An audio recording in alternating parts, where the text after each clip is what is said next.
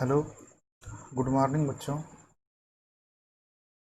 तो कल शाम को क्लास नहीं हो पाई थी क्योंकि मेरा ऑफिस का टाइम ही 10 से 5 रहता है। तो इसके बाद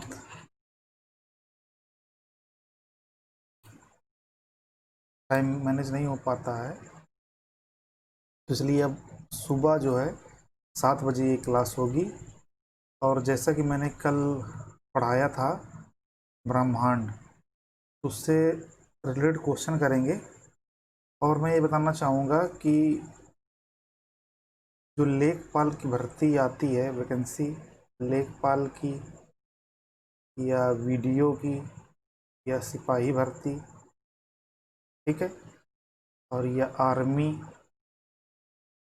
एयरफोर्स और नेवी, ठीक है, और जूनियर असिस्टेंट कलर की भर्ती आती है। तो उसमें जो जीएस का पार्ट आता है, ठीक है, तो जीएस केवल ये सामान्य ज्ञान लूसेंट, ये सब्जेक्टिव, और सामान्य ज्ञान ये ऑब्जेक्टिव। अगर हम इन दोनों को कवर कर लें, ठीक है, दोनों को हम अगर अच्छे से कवर कर लें, तो आप यकीन मानिए कि लेखपाल, वीडियो, सिपाही, army, air force, navy, junior assistant, कोई भी कलर की भर्ती है जो 12th लेवल की है, तो इससे जीएस हमारा कवर हो जाता है। अच्छा, काफ़ी बच्चे असफल क्यों होते हैं? क्योंकि दिक्कत ये रहती है कि जैसे ही वैकेंसी आती है, मान ली लेखपाल की वैकेंसी आई, मार्केट में जो है कई पब्लिकेशन जो है समान ज्ञान लेखपाल करके वैकेंसियाँ निकाल देंगे, बुक्स निकाल देंगे। तो क्या करते हैं लोग, तो जो ये तुरंत उस बुक्स को खरीद लेंगे।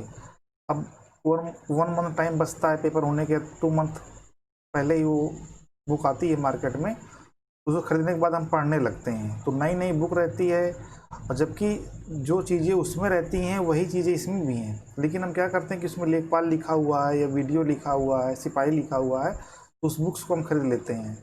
तो ऐसे हम बुक छोड़ छोड़ के पढ़ते रहते हैं, जबकि एक कहावत है कि 10 बुक पढ़ने से बेहतर है कि हम एक ही बुक को जो है 10 बार पढ़ें।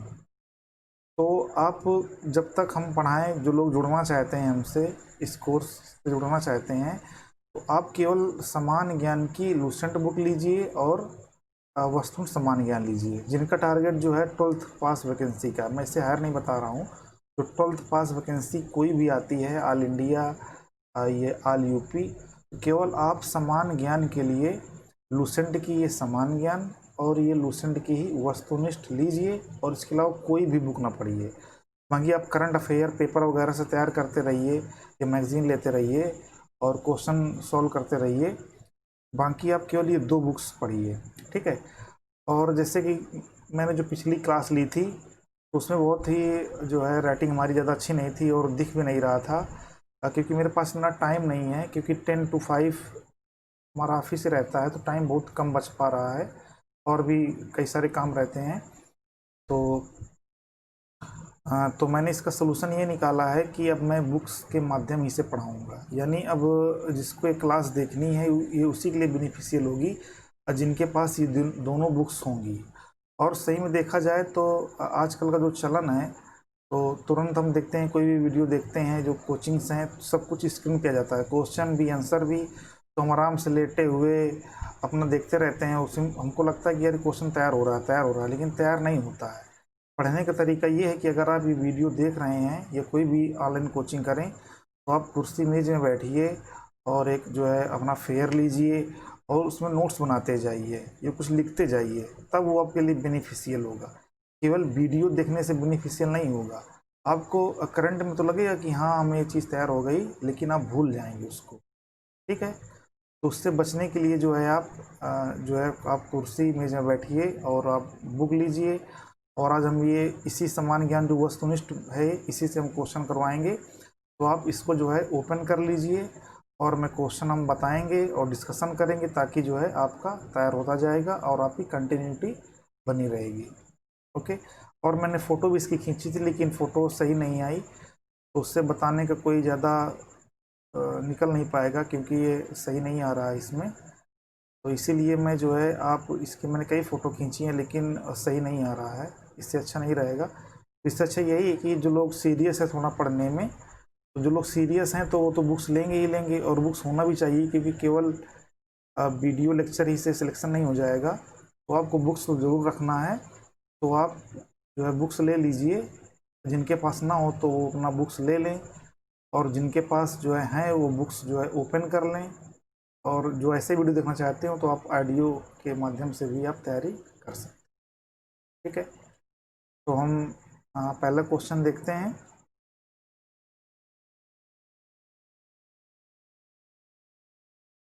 हम पहले क्वेश्चन देखेंगे। ये पेज नंबर है हमारा, सॉरी 261 पेज नंबर है।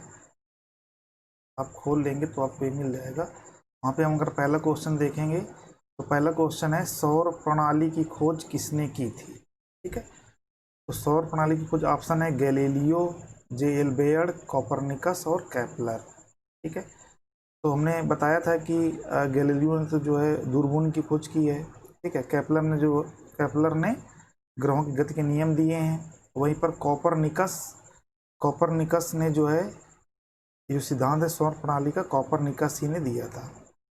ठीक है, कॉपरनिकस ने दिया था। और इन्होंने एक और सिद्धांत दिया था, इन्होंने जो है हेलोसेंट्रिक सिद्धांत दिया था।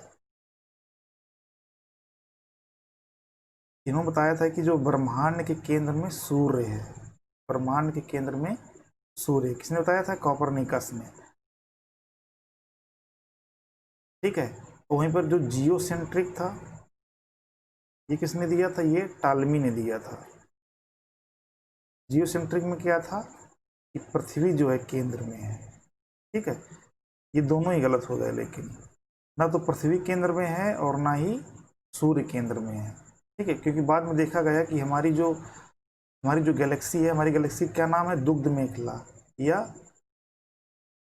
दुग्ध मेखला नाम है, या आकाश गंगा। ठीक है, उसके कोने पे जो है सूर्य स्थित है। ठीक है, और हमारी जो गैलेक्सी है वो कैसी बनी है? सर्पिलाकार है। ठीक है, 80% सर्पिलाकार, मैंने सब कल पढ़ाया था। ठीक है, क्वेश्चन आते हैं। अब नेक्स्ट क्वेश्चन देखते हैं, दूसरा क्वेश्चन देखते हैं। सूर्य के चारों ओर घूमने वाले खगोलीय पिंड क्या कहलाते हैं? ठीक है, तो ऑप्शन है ग्रह, उपग्रह, क्षुद्र ग्रह, पुच्छल तारा। तो इसमें सूर्य के जो चारों ओर घूमते हैं उनको हम क्या बोलते हैं? ग्रह। ठीक है, और जो ग्रह के चारों तरफ घूमते हैं उनको क्या बोलते हैं? उनको हम बोलते हैं उपग्रह। ठीक है, इसमें क्षुद्र ग्रह भी दिया हुआ है, तो हमने बताया था क्षुद्र ग्रह कहाँ पाए जाते हैं?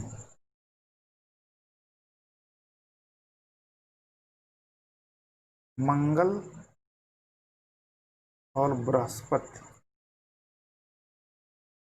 एक बेल्ट यहाँ पाई जाती है, क्षुद्र ग्रह की एक बेल्ट पाई जाती है। ठीक है, ये जो ग्रहों के टुकड़े होते हैं उनको ही हम क्षुद्र ग्रह बोलते हैं, लेकिन एक बेल्ट भी क्षुद्र ग्रह की यहाँ पे मंगल और बृहस्पति के बीच में पाई जाती है। ठीक है, और पुच्छल तारा भी दिया हुआ है यहाँ पे। पुच्छल तारा क्या होता है? हमने कल बताया था आपको कि जो है गैस और धूल के ये बने होते हैं, और जिनकी पूंछ जो है हमेशा सूर्य से क्या होती है? दूर होती है। ठीक है, ये टर्मिनोलॉजी याद रखना, इससे क्वेश्चन बनते हैं। नेक्स्ट क्वेश्चन है, किसी ग्रह के चारों ओर परिक्रमा करने वाले छोटे आकाशीय पिंड को क्या कहते हैं? वही मैंने बताया था, अभी उपग्रह कहते हैं। ग्रहों की गति का नियम किसने प्रतिपादित किया था? ठीक है, ये बहुत इंपॉर्टेंट क्वेश्चन है। ऑप्शन है न्यूटन, केपलर, कोपरनिकस, गैलीलियो। तो जो ग्रहों की गति का जो नियम था ये किसने दिया था? केपलर ने दिया था। ठीक है, इन्होंने तीन तीन नियम दिए थे। तीनों नियम बहुत इंपॉर्टेंट हैं। ठीक है, हम नियम यहाँ पे देख लेते हैं कौन कौन से नियम इन्होंने दिए थे। तो जो पहला नियम था केपलर ने जो दिया था वो कौन सा नियम था? कक्षाओं का नियम था। ये नियम क्या कहता है? प्रत्येक ग्रह सूर्य के परितः दीर्घवृत्तीय कक्षा में परिक्रमा करता है तथा सूर्य इसकी एक नाभि पर होता है। ठीक है, जैसे दो नाभि होती हैं, आपने पढ़ा होगा इंटर में दीर्घवृत्त, एक ये होता है एक यह होता है। तो इसकी एक नाभि पर सूर्य होता है, और कोई भी जो है ग्रह इसके चारों ओर यहाँ पे चक्कर लगाता है। ठीक है, प्रत्येक ग्रह की कक्षा भिन्न भिन्न होती है। ठीक है, ये जो है नाभि हो गई। तो यहाँ पे ये जो है एक्स वाई, ये आपकी जो है दीर्घ अक्ष हो गई, और ये जो है आपकी लघु अक्ष हो गई। फिर दूसरा नियम क्या था? दूसरा नियम था हमारा क्षेत्रफल का नियम। ठीक है, क्षेत्रफल का दूसरा नियम था। ये नियम क्या कहता है कि समान टाइम में कोई ग्रह जैसे घूम रहा है, यहाँ से यहाँ तक आने में इसको अगर t1 टाइम लगा, ठीक है, और ये कोई वही ग्रह जो है यहाँ से यहाँ तक आने में जो t2 टाइम लेता है, और अगर ये एरिया A1 है और अगर ये एरिया A2 है, तो उन्होंने बताया था A1/T1 इक्वल टू A2/T2। ठीक है, ये क्या है? सूर्य से किसी ग्रह को मिलाने वाली रेखा समान समय अंतरालों में समान क्षेत्रफल तय करती है, यानी सेम टाइम में तो सेम पीरियड होगा, तो जो इसका अनुपात ये जो है नियत रहता है।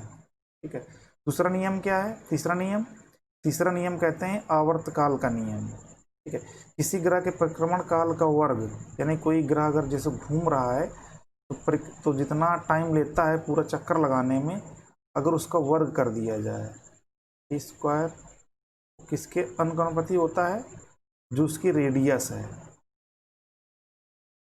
ठीक है, यानी जितना ग्रह दूर होगा, यानी आर ये रेडियस है, तो यानी जितना भी ग्रह दूर होगा तो उसका आवर्तकाल क्या होगा? ज़्यादा होगा। इसलिए जो सबसे जल्दी घूमता है वो कौन सा ग्रह है? बुध ग्रह है। बुध ग्रह का आवर्तकाल क्या होता है? कम होता है।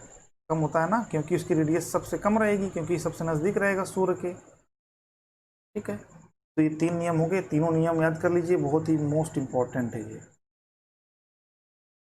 ठीक है, पहला नियम कक्षाओं का नियम, दूसरा नियम क्षेत्रफलों का नियम, और तीसरा नियम हो गया आवर्त काल का नियम। ठीक है, ये बहुत ही इंपॉर्टेंट है नियम, जो है ये याद कर लीजिए। ठीक है, अब नेक्स्ट क्वेश्चन देखते हैं। सौर मंडल में कुल कितने ग्रह हैं? ठीक है, तो ये सबको पता है कि जो है सौर मंडल में कितने ग्रह हैं? 8 ग्रह हैं। पहले कितने थे? पहले जो है 9 ग्रह थे, लेकिन अब कितने ग्रह हो गए हैं? 8 ग्रह हो गए हैं। ठीक है, कल हमने दिखाया भी था 9 ग्रह, सॉरी 8 ग्रह। ठीक है, कौन कौन से ग्रह हैं? पहले मरकरी यानी बुध, इसकी आपको इंग्लिश और हिंदी दोनों याद करनी है। वीनस यानी शुक्र, अर्थ यानी पृथ्वी हो गया हमारा, मार्स यानी मंगल हो गया, जुपिटर यानी बृहस्पति हो गया। ठीक है, सैटर्न यानी शनि हो गया, इसमें वलय होते हैं 7। यूरेनस यानी अरुण हो गया, नेपच्यून यानी वरुण हो गया। ठीक है, अरुण को क्या बोलते हैं? लेटा हुआ ग्रह बोलते हैं ना, बहुत ज़्यादा इसका एंगल लो रहता है। वरुण को क्या बोलते हैं? इसको हरा ग्रह भी बोलते हैं। ठीक है, हरा ग्रह। शनि जो है सबसे हल्का होता है, मैंने बताया था पानी में भी तैर सकता है। बृहस्पति सबसे बड़ा होता है, और सबसे ज़्यादा इसके क्या होते हैं? उपग्रह होते हैं। ठीक है, इसके सबसे बड़े उपग्रह क्या नाम है? गैनीमेड। ठीक है, इसके बाद सबसे बड़ा उपग्रह किसका था? शनि का था। शनि कौन सा उपग्रह था? टाइटन। टाइटन था ना, इसका गैनीमेड है, इसका टाइटन है। फिर इसका यूरेनस का क्या है? टाइटेनिया है, और नेपच्यून क्या है? टाइट्रन है। ठीक है, इस तरह हम अगर हम मिला के जो है याद करेंगे तो हमको आसानी से चीज़ें याद हो जाएंगी। ठीक है, मरकरी सबसे छोटा ग्रह है, शुक्र सबसे चमकीला भोर का तारा, सांझ का तारा, पृथ्वी की बहन। ठीक है, अर्थ हमारा हो गया, नीला ग्रह हो गया। ठीक है, मार्स यानी मंगल, ये जो है अर्थ से काफ़ी सिमिलरिटी रखता है, यहाँ पर जीवन यापन की काफ़ी संभावनाएं हैं। ठीक है, तो इन 4 ग्रहों को क्या बोलते हैं? हम इनर प्लैनेट्स बोलते हैं, बाकी ये 4 ग्रहों को बोलते हैं आउटर प्लैनेट्स बोलते हैं। ठीक है,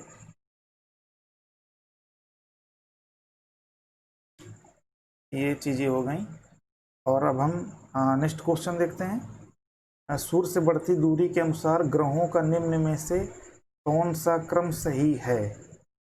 इसमें अगर इसे हम टैली कर लेंगे तो इसको हमको पता चल जाएगा, तो ये आंसर आपको आसानी से मिल जाएगा।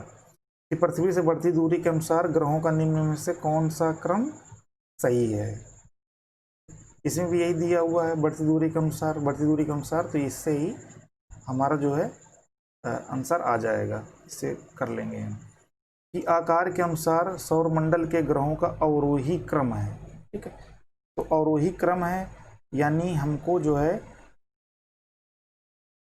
हमें जो है सबसे बड़ा सबसे छोटे की तरफ हमको याद करना है।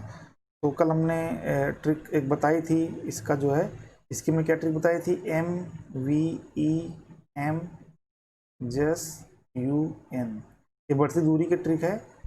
और अगर हमको ये याद रखना है कि सबसे छोटा बड़े के हिसाब से, तो आपको इसको पहले लिख देना है, जस UN PEVMM। ठीक है, तो ये सबसे बड़ा है इधर, ये सबसे बड़ा है, और ये क्या है, सबसे छोटा है। ठीक है, तो ये जुपिटर हो गया, बृहस्पति हो गया सबसे बड़ा, और ये आपका मरकरी हो गया। मरकरी सबसे छोटा है, तुमको याद ही है। ठीक है, अगर ये मरकरी हो जाएगा तो ये एम कौन सा हो जाएगा, ये मार्स हो जाएगा। और ये बाकी आप कोडिंग जानते ही हैं, इसको मैं दोबारा नहीं बताऊंगा। तो ये दूरी बढ़ने की है ट्रिक, यहाँ से दूरी बढ़ती जाएगी और इधर से ये आकार इधर से छोटा होता चला जाएगा। ठीक, तो इससे जो है ये क्वेश्चन भी हमारा सॉल्व हो जाएगा। नेक्स्ट क्वेश्चन है, निम्नलिखित में से कौन सौरमंडल का भाग नहीं है। तो सौरमंडल में जो है क्षुद्र ग्रह होते हैं, धूमकेतु होते हैं, ग्रह होते हैं। ठीक है, लेकिन निहारिका नहीं होती है। ठीक है, निहारिका नहीं होती है। तो बताइए निहारिका जो है क्या होती है। मैंने कल बताया था निहारिका क्या होती है, तारों की फैक्ट्री होती है, तारों की नर्सरी, तारों की नर्सरी क्या होती है, निहारिका। ठीक है, ये सब टर्मिनोलॉजी जो है याद रखिएगा, ये टर्मिनोलॉजी जो है आ जाती है। ओके, अब नेक्स्ट क्वेश्चन में आइए।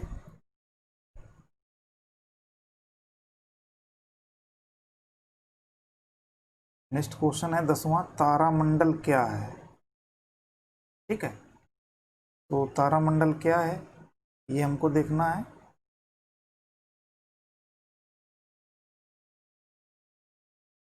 तो ऐसे इसका ऑप्शन भी है, ऐसे तारों की आकाश में एक विशेष आकृति जो पृथ्वी से समदूरस्थ नहीं हो सकते हैं, क्योंकि समदूरस्थ तो रहेंगे नहीं। ठीक है ना, जो तारामंडल है, अगर पृथ्वी है यहाँ पे, तो कई तारों को समूह तो रहेगा, लेकिन तारे एक एक डिस्टेंस में कैसे हो सकते हैं, तो दूर दूर तारे रहेंगे ना, तो इसका ऑप्शन बी सही हो जाएगा। फिर ये 11 क्वेश्चन है, 11वां, अंतरिक्ष में कुल कितने तारामंडल हैं। ये फैक्ट बेसिस है, तो इसको केवल याद ही करना है, तो इसका आंसर सही है सी, 89। ठीक है, फिर अगला क्वेश्चन है, निक्स ओलंपिया कोलंपस पर्वत किस ग्रह पर स्थित है। ये मैंने बताया था, इसमें ऑप्शन है बुध, शुक्र, पृथ्वी, मंगल। तो किस में स्थित है, मंगल में। ठीक है, मैंने बताया था मंगल ग्रह पे निक्स ओलंपिया, इसकी लंबाई कितनी है, एवरेस्ट से लगभग 4 गुना लंबा है। ठीक है, तो चेक कर लीजिएगा, एवरेस्ट से लगभग ये 4 गुना लंबा है निक्स ओलंपिया, और इसमें एक ज्वालामुखी भी है, उसका नाम कमेंट में बताइए, इसमें ज्वालामुखी का क्या नाम है। ये मंगल पे ये भी है। नेक्स्ट क्वेश्चन है, पार्थिव ग्रहों की संख्या कितनी है। ठीक है, पार्थिव ग्रहों की संख्या कितनी है, यहाँ मैं बताना भूल गया था कि ये जो इनर प्लैनेट्स हैं इनको पार्थिव ग्रह भी बोलते हैं, यानी पृथ्वी के सदृश। ठीक है, और ये जो लास्ट के 4 ग्रह हैं इनको बृहस्पति ग्रह भी बोलते हैं, यानी बृहस्पति के सदृश। ये आपको याद रखना है, इनर प्लैनेट भी बोलते हैं इनको, पार्थिव ग्रह भी बोलते हैं, और टेरेस्ट्रियल प्लैनेट बोलते हैं इंग्लिश में। ठीक है, इसको जो है क्या बोलते हैं, इसको आउटर प्लैनेट बोलते हैं और बृहस्पति ग्रह बोलते हैं, इन चारों को। ओके, अब आते हैं जो है नेक्स्ट क्वेश्चन में।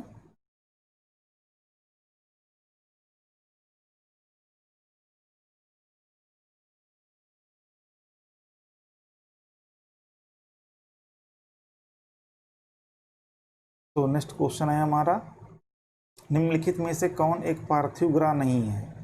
तो शुरुआत के जो है चार होते हैं, ठीक है। बुध, ऑप्शन दिया है बुध, शुक्र, मंगल, शनि। तो कौन सा हो जाएगा? एम, वी, ई, एम, ये हमारे क्या होते हैं? मरकरी, वीनस यानी शुक्र, और ये हमारा अर्थ हो गया, और ये मंगल हो गया, ठीक है। यानी शनि इसका आंसर हमारा सही हो जाएगा, ठीक। बुरा ग्रह या बृहस्पति सदस्य ग्रहों की संख्या कितनी है? तो ये चार होती है, मैंने बताया भी कि बृहस्पति सदस्य ग्रहों में सम्मिलित नहीं है, ये भी क्वेश्चन हो जाएगा हमारा। ये जस्ट यू लिख देंगे, तो ये लास्ट के चार हो जाएंगे, तो बृहस्पति सदस्य हैं और ये पृथ्वी सदस्य हैं, तो इससे ये क्वेश्चन हमारा सॉल्व हो जाएगा। निम्नलिखित में से किन दो ग्रहों को छोड़कर शेष सभी ग्रह सूर्य के चारों ओर वामावर्त घूमते हैं?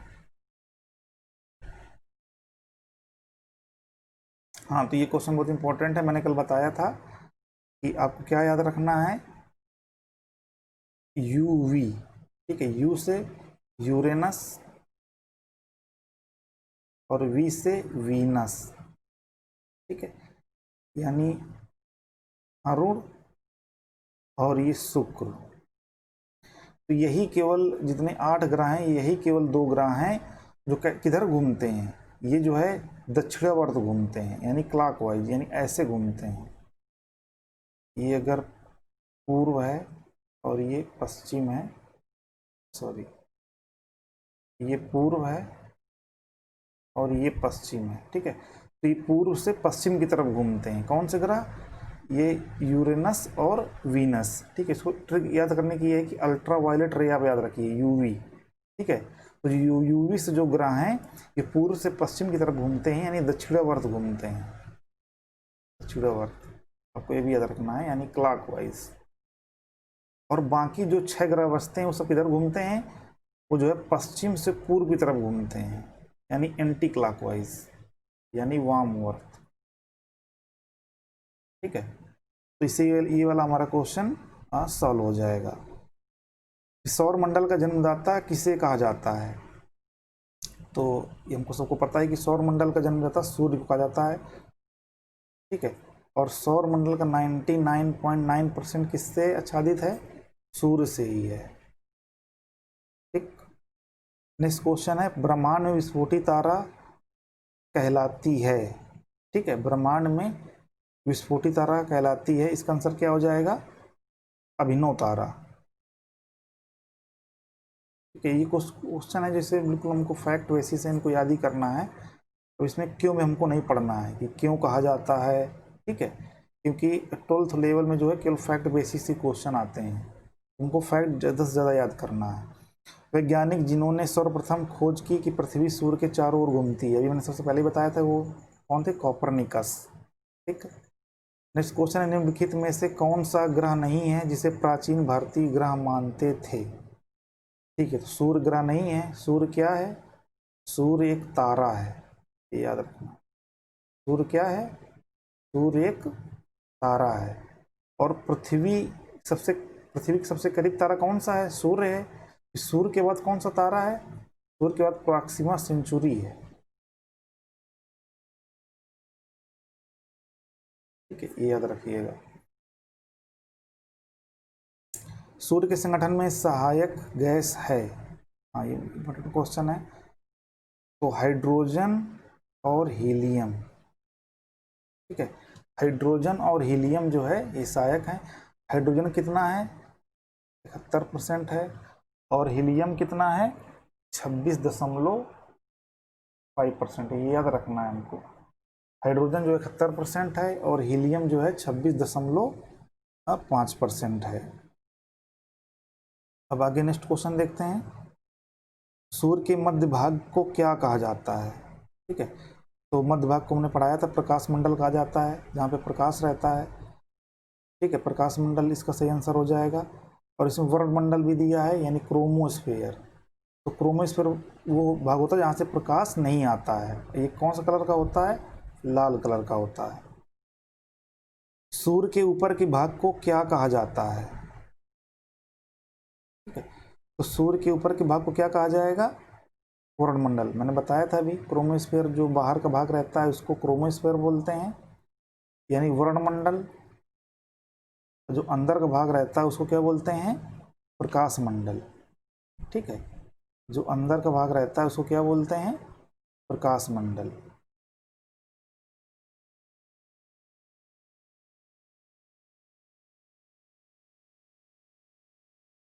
सूर्य सदैव पूर्व में निकलता है क्योंकि, ठीक है, पृथ्वी पश्चिम से पूर्व की ओर घूमती है, पृथ्वी पूर्व से पश्चिम की ओर घूमती है। तो अभी मैंने बताया था कि यूवी यानी यूरेनस और वीनस, ठीक है, यानी अरुण और शुक्र के अलावा सारे ग्रह किधर घूमते हैं? पश्चिम से पूर्व। ठीक है, तो पृथ्वी किधर घूमती है? पश्चिम से पूर्व। ठीक है, आंसर इसका भी सही हो जाएगा। नेक्स्ट क्वेश्चन है, नॉर्वे में अर्धरात्रि के समय सूर्य कब दिखाई देता है? ठीक है, ये क्वेश्चन उसका है ग्रीष्मायनत का। अभी हम इसको पढ़ाएंगे जो है आगे, ये मैंने कल पढ़ाया नहीं था, तो इसको भी हमको डेट याद रखनी है कि नॉर्वे में अर्धरात्रि के समय सूर्य जो है कब चमकता है? 21 जून। ठीक है, तो ये हम 21 जून जो है याद कर लेंगे। नेक्स्ट क्वेश्चन है, एक ग्रह की अपने कक्ष में सूर्य से अधिकतम दूरी को कहा जाता है? ये दीर्घवृत्ताकार हो गया, ये हमारा सूर्य हो गया। ठीक है, तो जब कोई ग्रह यहाँ पे रहेगा, मान लो यहाँ पे चक्कर लगा रहा है, यहाँ पे सबसे दूर रहेगा, जब इधर आएगा तो सबसे नज़दीक हो जाएगा सूर्य से। ठीक है, तो जब सबसे दूर रहता है, ठीक है, जब सबसे दूर रहता है तो इसको बोलते हैं एपीहीलियन। एपीहेलियन, एपीहेलियन यानी अपसौर।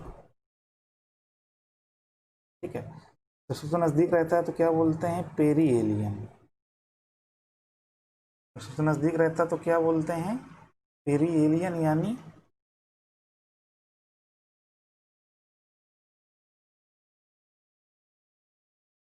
उपसौर। ठीक है, याद रखना है, यानी दूर वाले को बोलते हैं अपसौर यानी एपीहेलियन, जब पास रहता है ग्रह सूर्य के तो बोलते हैं पेरीहेलियन। ठीक है, तो ये वाला क्वेश्चन हमारा इससे हो जाएगा। अधिकतम दूरी को क्या कहा जाता है? तो ये हो जाएगा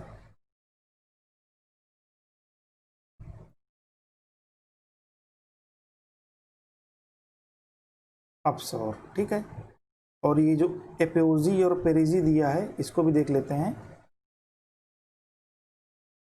यहाँ मान लीजिए ये सूर्य है और ये पृथ्वी है, ये पृथ्वी है, तो पृथ्वी के चारों चक्कर क्या लगाएगा? चंद्रमा लगाएगा।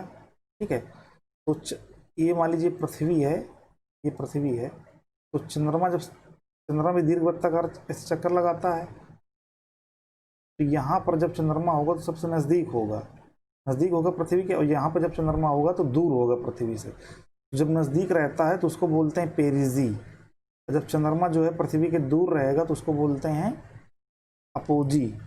ठीक है, तो हमको याद रखना है कि कोई भी ग्रह जब सूर्य से दूर है तो उसको बोलेंगे हम अपसौर, और जब नज़दीक है तो क्या बोलेंगे?